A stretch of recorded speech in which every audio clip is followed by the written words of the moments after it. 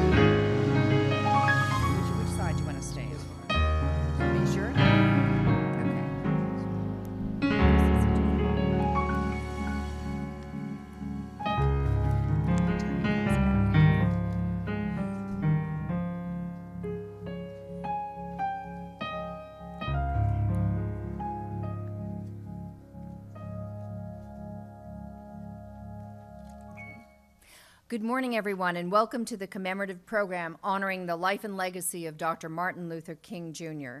I want to extend a warm welcome to our invited guests and all the DOE employees here in the auditorium at the Forrestal Building and joining us via live stream.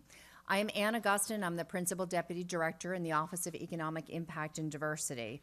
I'm just thrilled that we had wonderful music. Again, we want to commend our musician for his fabulous presentations. Today we celebrate and honor the life and contributions of America's greatest champion of racial justice, equality, peace, conciliation, and nonviolence. Dr. Martin Luther King was a man of action, a man who taught by example. He demonstrated through his actions that nonviolence is the key to social change. While he endured beatings, harassment, threats, and even bombings, he never lost sight of his dream of a colorblind society, a nation of equality, tolerance, and interracial sister and brotherhood. Dr. King taught us the values of courage, truth, justice, compassion, dignity, humility, and service. He was a noble and courageous man, an ecumenical leader, a visionary, and a simple yet powerful orator. He embodied the spirit of service to others.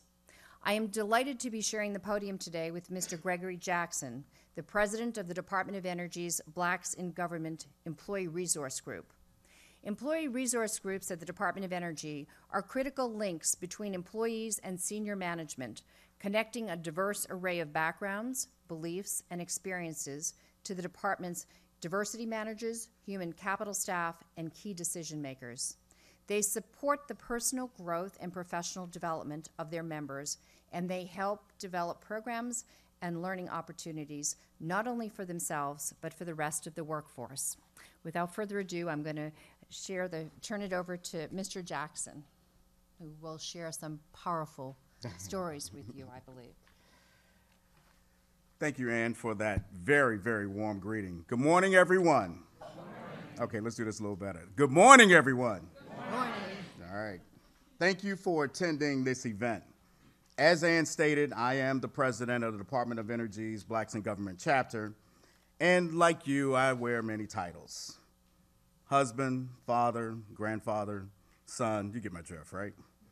I'm also a retired Marine Master Sergeant where I served on active duty for, hoorah, where I served on active, it's that brotherhood, where I served on active duty for 22 years. And last but not least, I work under the direction of John Bashista within the Office of Acquisition Management, and I have certification oversight of the department's contracting officers, representatives, and program and project managers under the Federal Acquisition Certification programs.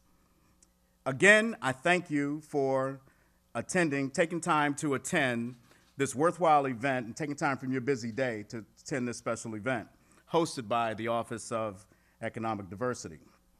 For future references, I highly encourage you to take full advantage of every opportunity to attend events such as this.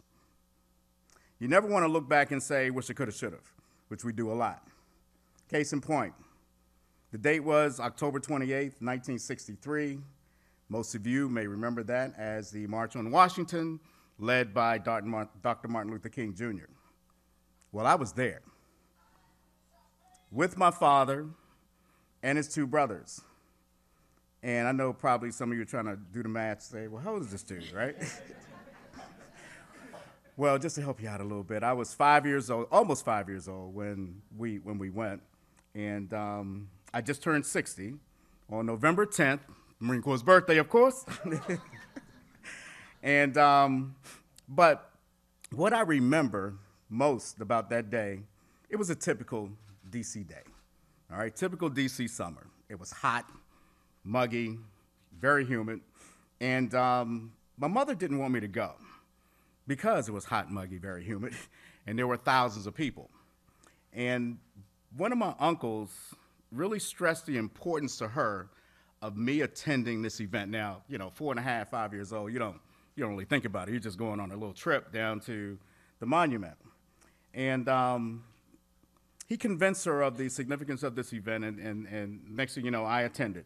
But I remember sitting on my dad's and my uncle's shoulders, because each of them had to take turn putting me on their shoulders, because it was, we stood out there for a long time, and one of them said I was too heavy. Picture that. But matter of fact, you might be able to see me.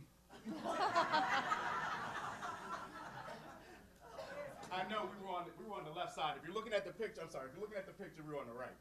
But yeah, I look at that picture all the time, and I try to see myself standing on either my dad's shoulders or my uncle's shoulders, but I can't find me. It's like lost in a crowd of people. This past Monday, so talking about attending events like this past Monday, I attended a Martin Luther King Jr. celebration with my bride of 32 years, who is also the president of the Washington, D.C. Alumni Chapter of Delta Sigma Theta Incorporated. Oh, no, not another one. But no, I give you all the props. Imagine what it's like in my house. We got two presidents, right, of different chapters, and she wants a wall in the office. I want a wall in the office. So she has her stuff. I have my stuff. But nonetheless, and I try to take the whole room. But nonetheless, we attended this Martin Luther King event, Martin Luther King Jr. event, hosted by the Washington Inter-Alumni Council of the UNCF in College Park. And in attendance were state senators, representatives, along with the presidents of Bowie State, Prince George's College, and the vice president of K through 12 advocacy for UNCF. They had a panel discussion, which was very intriguing, on the Dr. King's vision and his focus on education. So what I'd like to, so once again, the bottom line is take every opportunity to attend events like this, because you never know what that impact is going to have on someone else. And I would be definitely remiss in my duties as the president if I did not put a plug in for recruitment for the Blacks in Government chapter of the Department of Energy. So if you're looking at becoming a member, please feel free to contact me, Gregory Jackson, I'm in the Global, or Vera Dunmore, she's my first vice president, she's also in the Global. So without further ado, I'll turn it back over to Ann. Thank you very much for attending. Thank you, Mr. Jackson. At this point, we're going to ask Patrice Carthen from the Office of Economic Impact and Diversity to come up. She's going to lead us with the national anthem, and if you would kindly stand, I'd appreciate it.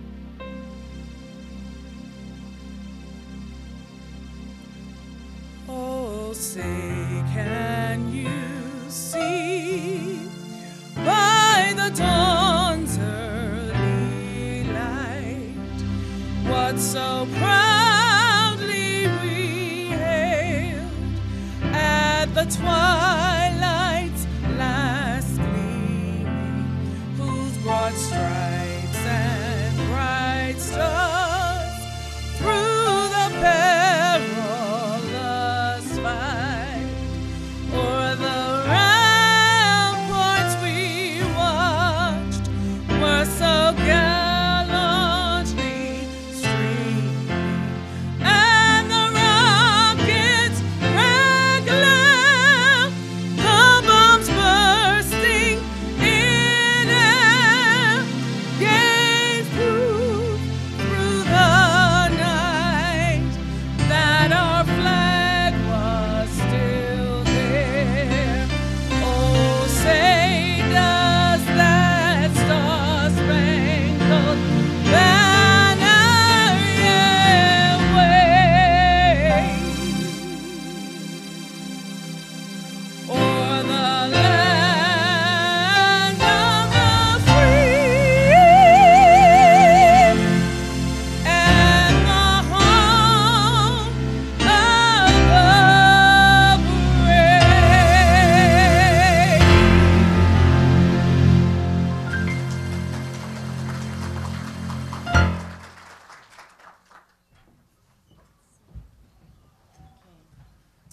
Thank you, Patrice. That was lovely. We're now going to have a video message from Secretary Rick Perry.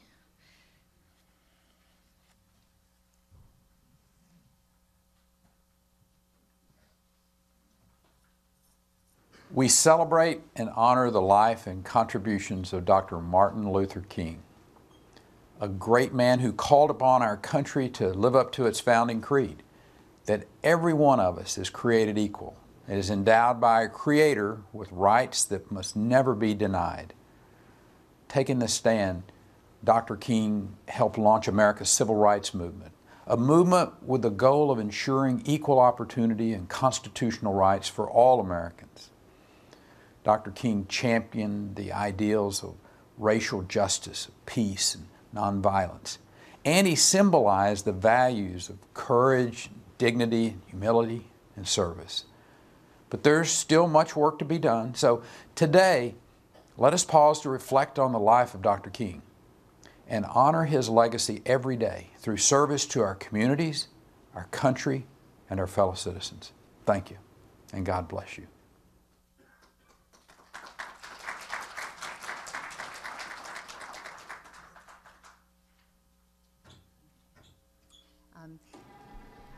Next on the agenda is Kaylee Mitchell, who is the senior advisor to our director in ED, and she's going to introduce our director.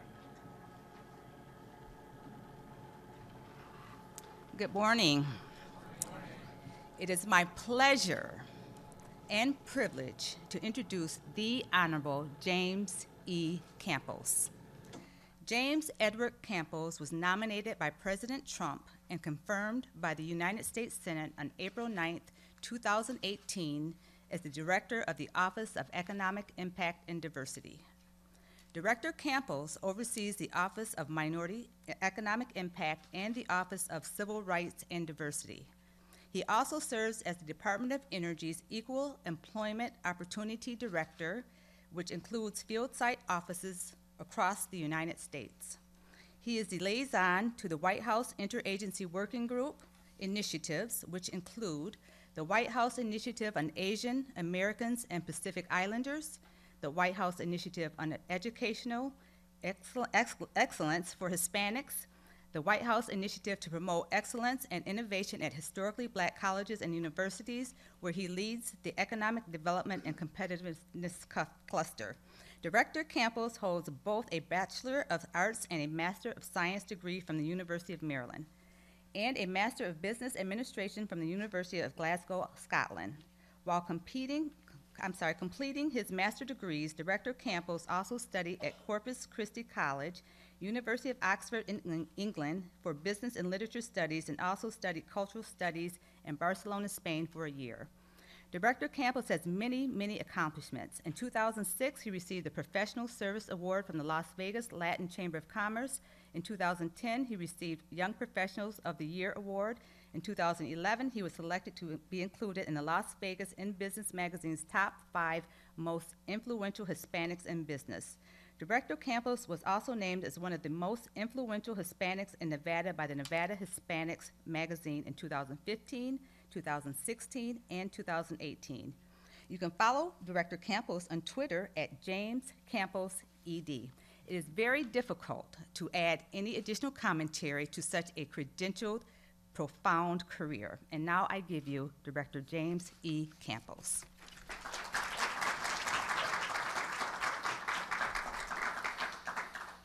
Thank you, Kaylee Mitchell. That was quite the introduction. I appreciate it. Thank you so much. And good afternoon, everyone here. It's a pleasure to be here. It's an honor to be here. And it's an honor to serve our country in this position. It truly, honestly is. This is a special day, one in which the Department of Energy is playing a special tribute to Dr. Martin Luther King, Jr. In doing so, we celebrate the man whose dream celebrates us all. Dr. King had a dream that all people were equal. His dream was not to allow society or social, economic, political, or racial conditions rob us of an inalienable right to life, liberty, and happiness. He lived his life trying to assure all of us that there was no limits to our potential if we work for it. That was and is Dr. King's dream. For many of us, we are where we are today because of his very dream.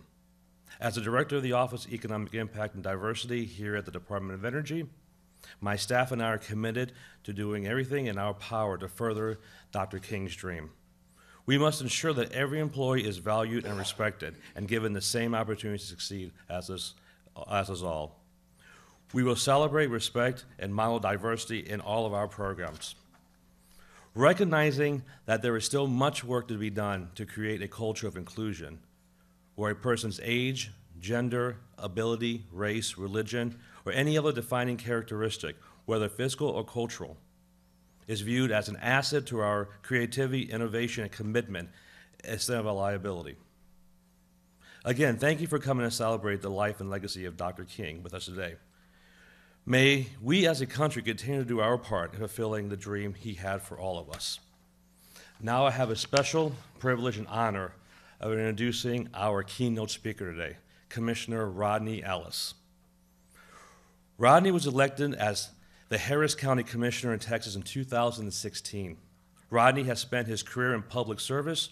Prior to his current position, he served as Texas State Senator, Houston City Councilman, and the Chief of Staff of the late U.S. Congressman Mickey Leland. While serving as Chief of Staff to the Congressman, Commissioner Harris played a vital role in the inception of what is now the Office of Economic Impact and Diversity at the DOE. It's a special occasion that he is here.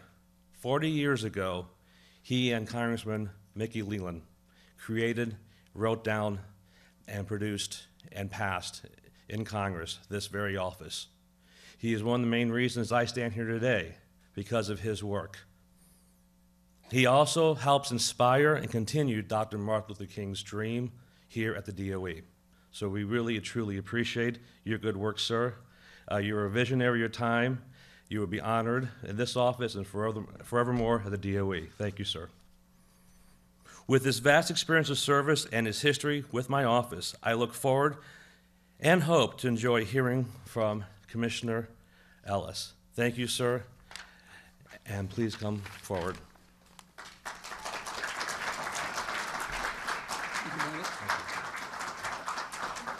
Well, good morning and happy Martin Luther King Day, at least a couple of days later. I'm honored to be here. I will admit I was going to try to come in early, James, and have dinner with you, but it was 75 degrees in Houston. So I rode my bicycle and I had a wonderful time. This is a time of year in which people have various programs all around this country and indeed around the world. And usually people are inspired, they listen to Martin Luther King's great speeches, the ones that are more memorable. Some people take the time to go and listen to some of those old speeches or pull some of the recordings of them. But I think a lot of people forget when Dr. King died, he was probably one of the most disliked people in America because his struggle was not just about flooring, flashy oratory. It was really about taking on tough issues of the time. Issues that if you and I look back at today, you would have to wonder, what were our parents thinking? I mean, how did that system last so long? I've decided in my office, as opposed to just doing the commemorative stuff, and all of that is important, to visit the monument, to do the marches, to have the parades, we always try to think of some service that we can do. Maybe about 4 or 5 years ago, when I was still in the state Senate, we decided to go and clean up an old, abandoned African-American graveyard. Then we decided we'd try to do something the next year in the Jewish community, or something in the Hispanic community, or go into a conservative neighborhood. And we also try to use it as an opportunity to think about what difficult policy issues we want to try to take on in the new year. And I want to encourage you to do that as well. It ought to not just be a time of reciting the speeches. It ought to be a time of reflection and think about how we have benefited from King's struggle. The last struggle for Martin Luther King, James, was really probably one that is the most difficult of all, and that was for economic parity. Think about when he died now. He was trying to get jobs back and better working conditions for sanitation workers in Memphis, Tennessee. But the last part of his struggle leading up to that Poor People's March that he planned was really a good part of what was going on with Chicago and the effort that he put Jesse Jackson over. It was about how to integrate the money. And that really is what this office is about. I want to tell you a little bit about Mickey Leland. It was 40 years ago. Came to Congress about 33 years old. Died a fairly spectacular death. None of us want to go until we are 105 years old and have no idea we're still here. But he died as a fairly young man 30 years ago. He was 44 years old when he died. He was on a mission touring hunger distribution, food distribution camps throughout Ethiopia. So go back late on the night and Google it in. What a spectacular legacy he left for us. But this office was created very much in tradition of Martin Luther King. This office has more resources than any other comparable office of its kind in any other federal agency.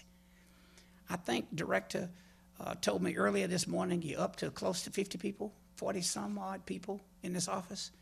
At most federal agencies, you might have 1, 2, 3 people. An intern on a good day will decide to come in and really focus on forward-thinking issues. He wrote it into federal legislation. And when he put it in, he really created it as an independent entity. Now, when Leland died on August the 4th in 1989, before he died, on August the 4th, he introduced a bill in Congress. It was one of his last pieces of legislation that he ever filed regarding the Department of Energy. And it was something called the Department of Energy Minority Economic Impact Revitalization Act. Just a few days before he died on a plane crash in the mountains of Ethiopia on August the 7th, 1989. Now, although James was kind enough to thank me for being one of the founders, when I see the congressman on the other side, I'm going to say it was visionary, thoughtful leadership on your part to put in that first bill 40 years ago. Now, James, if you see him before I do, tell him he had good staff. Which, as evidenced by today, you have good staff as well. So that last bill that Leland put in really never came to fruition. Just doing the research, going back to 1989, Googling on the internet, I couldn't find anything else that really implemented what he had in that bill. I did call the new chair of the Science and Technology Committee. I want to introduce James to her, Eddie Bernice Johnson, Chairwoman Johnson, out of Texas, out of Dallas. I want to ask her to go back, look at what was in that bill that Leland had, that he filed before he died, and see if it can add to the awesome responsibility that this office has already. You need to be able to have some input on international issues. Although we in this country are the energy capital of the world, we in Houston, you know, we Texans brag anyway. We say we're the energy capital of the world. But this nation is clearly the energy capital of the world. But this office ought to have some input on those international issues as well. And whatever the other tenets were in that bill that he filed. It didn't pass, but I see the reflected work of what Leland's vision was every time I think about the Mickey Leland Energy Fellowship, which recruits young people of color to work in the STEM fields and to be a part of innovation and breakthrough technologies. I see the work of his vision every time I come to your office and I see that you're working to increase the participation by small minority and women-owned and disadvantaged businesses in the energy sector. I see the work when I see what you're doing to recruit the best and brightest young minds from HBCUs, Hispanic-serving institutions, and other historic universities that don't have a chance to have a seat at the table so that they too can have an impact and have careers in this space. I see the work in this new chair of the Science and Technology Committee that I'm sure working with Secretary Perry. We've all known him in Texas for a very long time, even back when he was in the State House. I think he went to the State House in Texas a couple of years before I went on the City Council. I know a couple of his Texas staffers are here. John Sneed, stand up, let him see you there. John and his wife worked for Secretaries Perry. John Sneed helped me put together the first Hispanic monument on our Capitol grounds in Texas, and the African American monument on our Texas Capitol grounds, which is truly a significant entity, even if we had a few blips along the way, right, John? We worked it out. But I see the work and commitment that Leland had every time I look at your goals for diversity and inclusion. And I know that that is a part of what Martin Luther King wanted us to do. But here's the challenge for your office. We can't create programs that are just giveaways because somebody's black, or somebody's brown, or somebody has some other thing that they consider a disadvantage. We got to figure out how we make sure you are the prototype. You put the standard in place, and we emulate it all around the country, at cities, at states, and counties. We got to make sure we encourage more of these minority and women-owned businesses to merge so that they can deliver. Some people give programs like the one you all work on a bad name. Some people who benefit from those programs give them a bad name. You know, we are rapidly becoming a majority-minority country.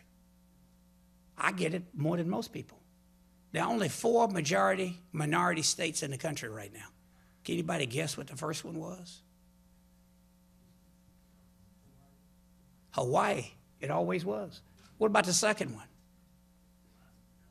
New Mexico. It was not a black thing. There are only about 200 of us over there. What about the third one? California. The fourth one is Texas. My city, Houston, is the most diverse city in the country. County, Harris County, almost 5 million people.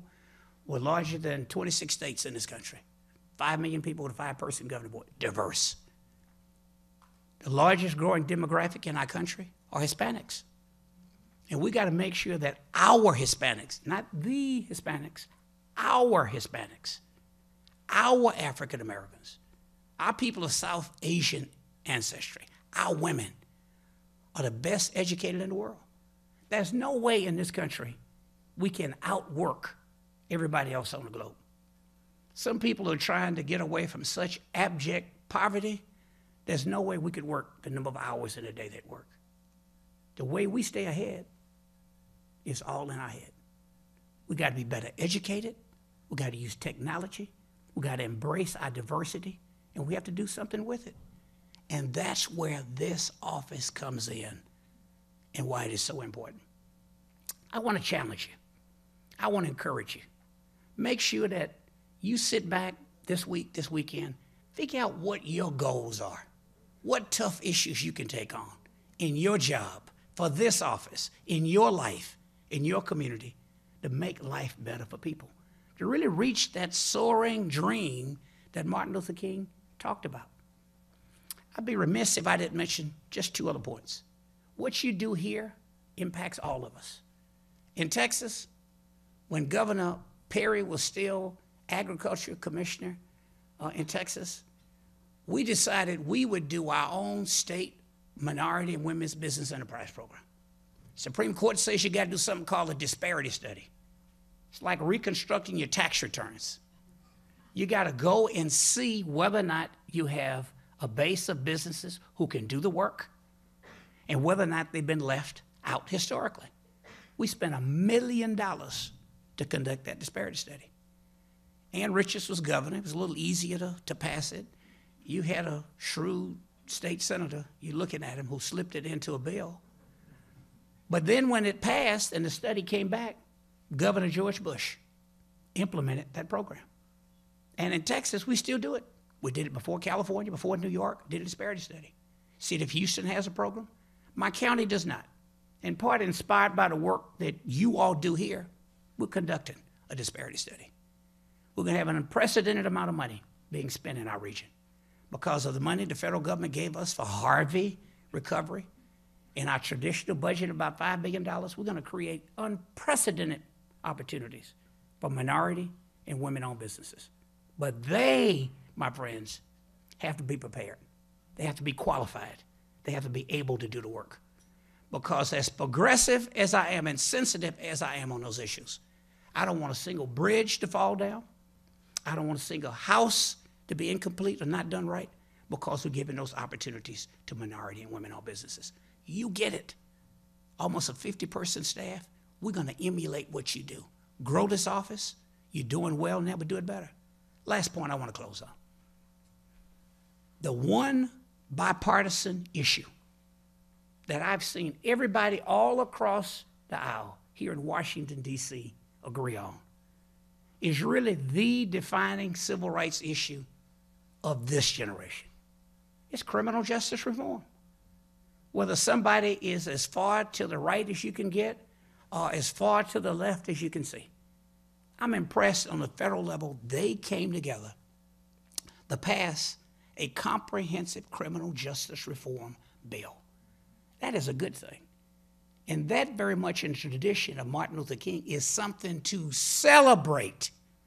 Even when the government shut down, I applaud the federal government for passing that criminal justice reform legislation. But the vast majority of people who are in jail are not in federal prisons. They're in state and local jails. In my county, it's ground zero for bail reform in the criminal justice system. If the half people in this room are charged with a crime, and half have money and half don't, but everybody in the room has the same profile. The way the system works in America is if you have money, you get out. You keep your job. Same profile. If you don't have money, you stay in. Because of a conservative, thoughtful Republican judge's ruling in Harris County, we just settled that bail reform lawsuit in Harris County. So we will have one set of standards, regardless of how much money you have. We will no longer let somebody's income determine whether or not they're innocent in Harris County. And I want to encourage you, wherever you live, to go back and in your local community, make criminal justice reform the civil rights issue of your community. James, I want to thank you for inviting me. I appreciate your leadership. It was on election day of all times you showed up in Houston. I know it scares you. You just coming in and have breakfast with me. Then you walked out there and cameras outside the house because my side had taken over the county. But we had a good visit, and I'm committed to helping you leave a legacy in this office that will be greater than the best of what Mickey Leland thought about 40 years ago. Thank you very much, and happy Martin Luther King Day.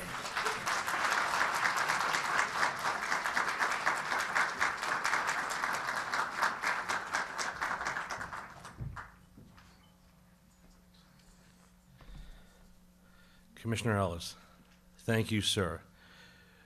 Now, I'm not sure which one of us are going to be able to say hello to the late congressman. Whoever it is who sees him first, I want you to know that we owe both of you a great debt to this office, to the future progression of the Department of Energy, and to keeping Dr. Martin Luther King's inspiration here and very much alive. So, Mr. Harris, thank you so much. Appreciate it. Now I have a distinct honor of introducing to you not so much of a stranger, but our very own Deputy Secretary of Energy, Dan Brouillette. I know many of you know him, but spare me a few seconds to give a little introduction to this great individual who serves our country and this department with distinction. Mr. Brouillette has been serving as the Deputy Secretary since August 2017, after 3 decades of experience in both the public and private sectors, including positions with USAA, Ford Motor Company, the Chief of Staff to the House Energy and Commerce Committee, the Louisiana State Energy Regulator, and the DOE in 01 through 03. He and his wife are both Army veterans and have been married for over 28 years and have 9 children. That's very impressive, sir. And it shows what sort of character and father he must be. Mr. Brouillette is not only a great leader and a great boss, he is also a fellow Terp. So without further ado, please have a warm welcome to our Deputy Secretary, Mr. Brouillette.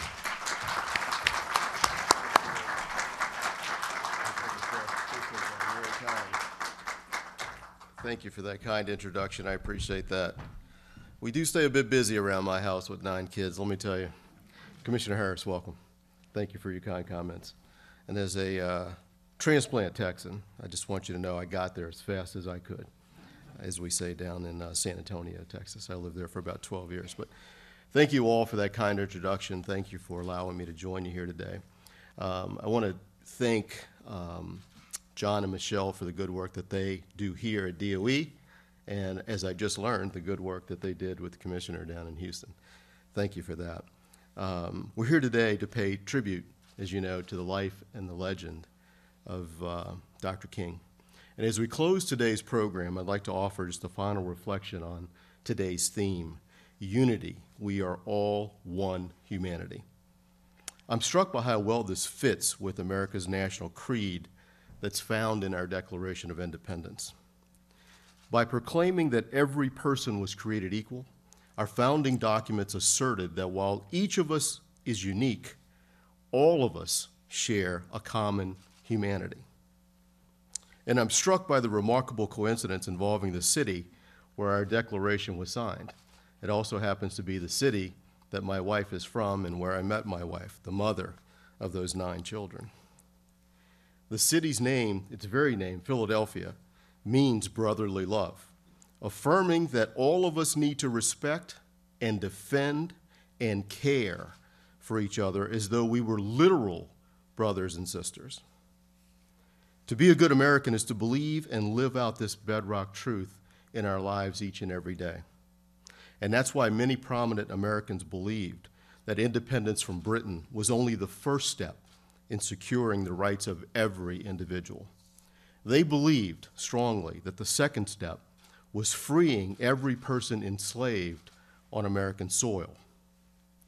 But as you know, it took a civil war nearly a century later for our country to take that second step and begin honoring the promise of Philadelphia. And decades after the Civil War, the descendants of those who were enslaved were still being denied their full rights as Americans and as human beings. And so from the first day he took a stand for racial justice and equality, Dr. King championed their cause by invoking the spirit of Philadelphia. In his famous I Have a Dream speech in 1963, he called America's Declaration a promissory note upon which the nation had defaulted. He called on every American to lift the nation, in his words, from the quicksand of racial injustice to the solid rock of brotherhood. And so wherever Dr. King went and the civil rights movement went, this powerful idea went with them. And as this great man and his nonviolent movement marched through some of the toughest strongholds of bigotry, the entire world watched, and it held its breath. As they marched, they were mocked and they were jeered, they were spat upon and beaten, and some were killed.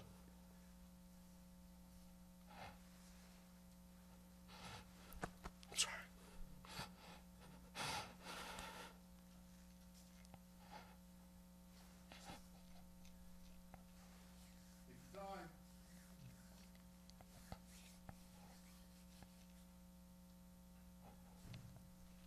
Sorry for that because I had a very close friend.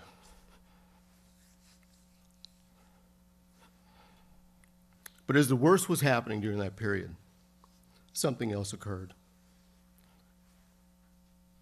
Dr. King and the marchers, they stood their ground. They displayed dignity and honor, grace and strength, and above all, they displayed love. And as a result, they moved our nation to change its laws, and they moved millions of people to change their minds and open their hearts. And in the final speech of his life, delivered in Memphis, Dr. King told the story of 2 human beings. One was black and one was white. He told the story of how several years before he was stabbed in New York City by a troubled woman who happened to be black. Given that the blade remained in his chest before he was removed to a local hospital, it was said that Dr. King, had he merely sneezed, he may have died. And while he was in the hospital, he read a letter from a 9th grade girl from White Plains, New York. It's a suburb of New York City. And here's what she wrote. While it should not matter, I'd like to mention that I'm a white girl. I read of your misfortune and of your suffering. And I read that had you sneezed, you would have died. I'm simply writing to say that I'm so happy you didn't sneeze. I can only imagine how she felt so many years later when Dr. King was assassinated. For some who opposed his message, they probably thought it would perish with him, to be honest, and they couldn't have been more mistaken. The message of Dr. King lives on. It lives on in our hearts and in our minds. It lives on in our laws, in our lives. It lives on here in this auditorium and in this institution, the U.S. Department of Energy. It lives on whenever we look at one another and we see beyond race, beyond background, a fellow heir to that great promise to which Dr. King pointed, the promise of our Declaration, the promise of America, and the promise to all humanity.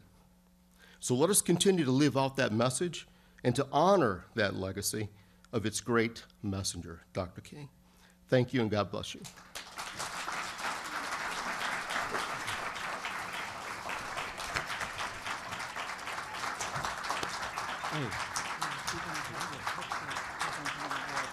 Okay, great.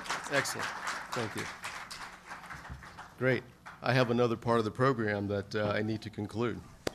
So, well, we got James and Ann up here. I'd also like to ask Commissioner Ellis to join us as well. Commissioner Ellis, I don't have to say this, but you know that your life underscores everything that Dr. King stood for. His legacy, the honor that he showed, and we have a small plaque that we would like to present to you in honor of your service to our great country. Thank you. Thank you, sir. Thank you. Appreciate you. Thank you, Billy. I love San Antonio, by the way. Do you? You been there? Thank you for being there. We have a few more musical selections. You may have noticed we deviated from the program, so I'm going to ask Patrice Carthon if she could come back up for her second selection.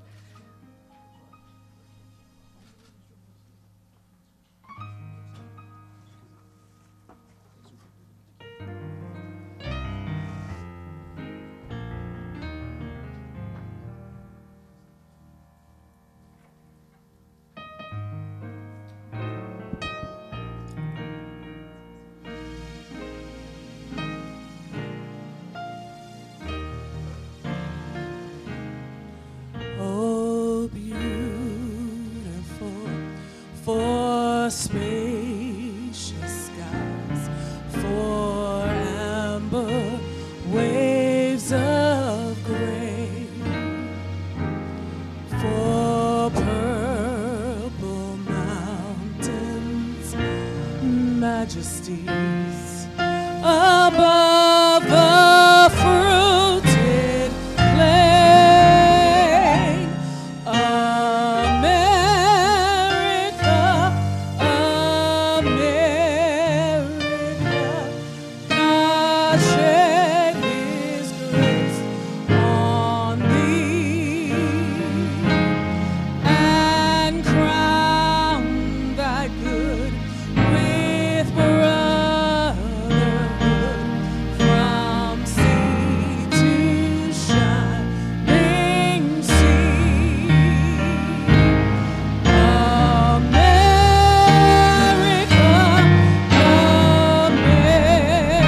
America,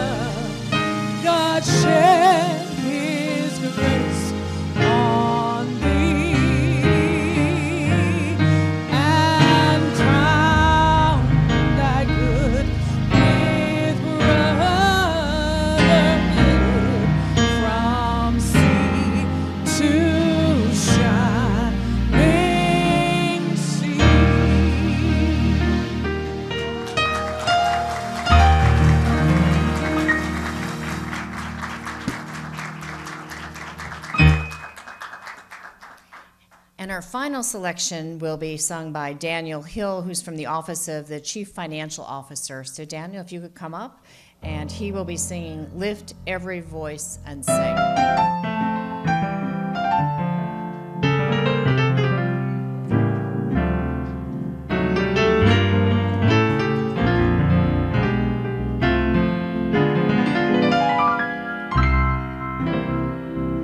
Lift every voice and sing till earth and heaven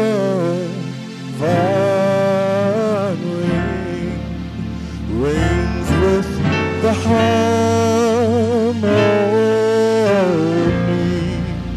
of liberty.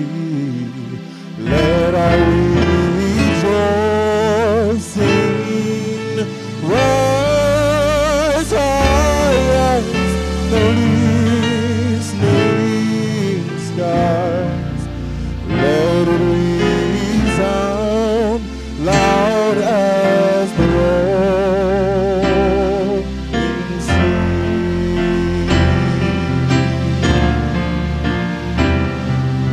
Sing a song full of the faith that's the darkness before us.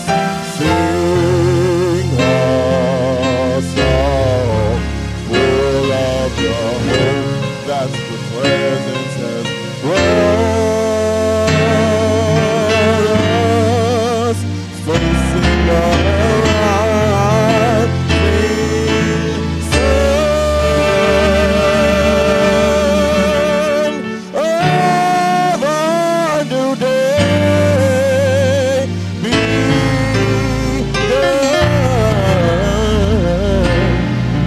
Let us march on till victory is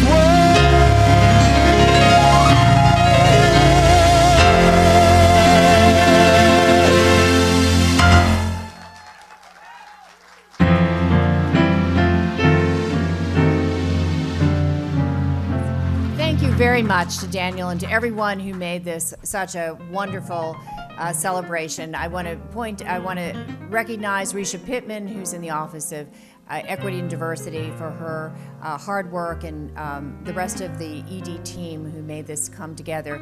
This concludes our program today. We want you to join us next month in celebrating Black History Month, and we'll be having a wonderful presentation there. We'll keep you in suspense, and you can look for the Docast to announce what we'll be doing then. But again, thank you for the wonderful turnout. We very much appreciate it, and thank you again to Commissioner Rodney Ellis for his time. It was a pleasure. Thank you.